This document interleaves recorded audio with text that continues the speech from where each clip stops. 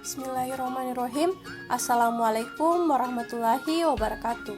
Raditu billahi robba wa bil islami dina wa bi muhammadin nabiyya wa rasulah. Rabbi shrah li sadri wa yassir li amri wahlul 'uqdatam min lisani yafqahu qawli. Perkenalkan, nama saya Nuranisa, NIM 09105804200052 dari Program Studi Administrasi Publik semester 6 kelas D. Pada kesempatan kali ini, saya akan membahas tentang hukum administrasi negara. Perlindungan hukum dalam bidang perdata. Pemerintahan dalam melaksanakan tugasnya memerlukan kebebasan bertindak dan mempunyai kedudukan istimewa dibandingkan dengan rakyat biasa.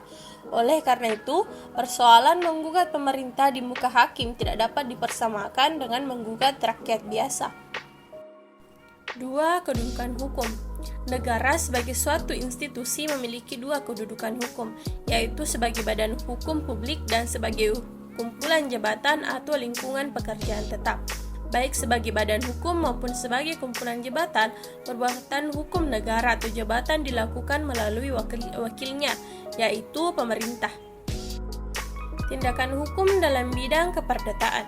Berkenaan dengan kedudukan pemerintah sebagai wakil dari badan hukum publik yang dapat melakukan tindakan-tindakan hukum dalam bidang keperdataan seperti jual beli, sewa menyewa, membuat perjanjian, dan sebagainya. Dimungkinkan muncul tindakan pemerintah yang bertentangan dengan hukum.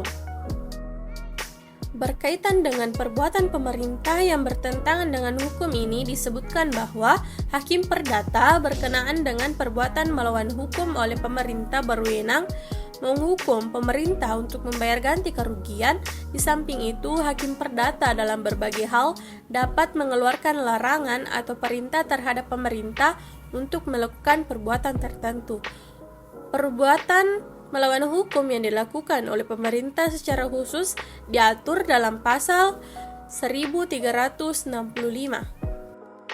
Kriteria perbuatan melawan hukum diantaranya yaitu 1. Mengganggu hak orang lain, 2.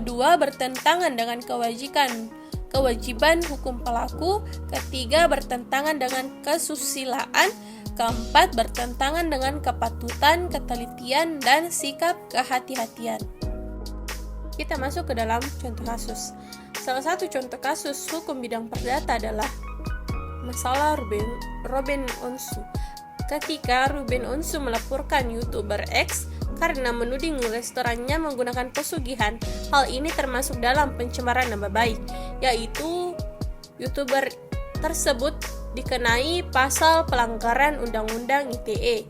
Selain itu, Ruben Onsu juga pernah melaporkan YouTuber Y karena telah mengejek putranya menggunakan wajah binatang ke pihak kepolisian. Laporan ini bertujuan untuk memberikan efek jerah agar YouTuber tersebut tidak sembarangan di dalam membuat konten. Pengajuan itu langsung ditangani oleh pihak kepolisian. Perlindungan hukum dalam bidang publik. Perlindungan hukum dalam bidang publik mengartikan bahwa adanya tindakan hukum pemerintah berdasarkan hukum publik.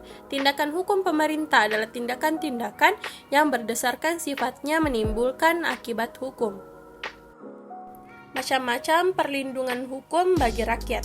Perlindungan hukum preventif, yaitu memberikan rakyat kesempatan untuk mengajukan keberatan atau pendapatnya sebelum suatu keputusan pemerintah mendapat bentuk yang definitif.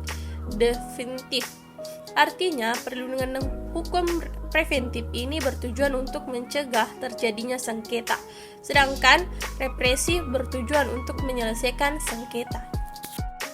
Pasal-pasal. Pasal 5 ayat 2 TAP MPR nomor 3/MPR/2000. Pada pasal ini membahas tentang sumber hukum dan tata urutan peraturan perundang-undangan yang menegaskan bahwa Mahkamah Agung berwenang menguji peraturan perundang-undangan di bawah undang-undang. Dan Undang-Undang Nomor 5 Tahun 1986 membahas tentang peradilan tata usaha negara. Perlindungan hukum akibat dikeluarkannya keputusan ditempuh melalui dua kemungkinan, yaitu peradilan administrasi dan administratif.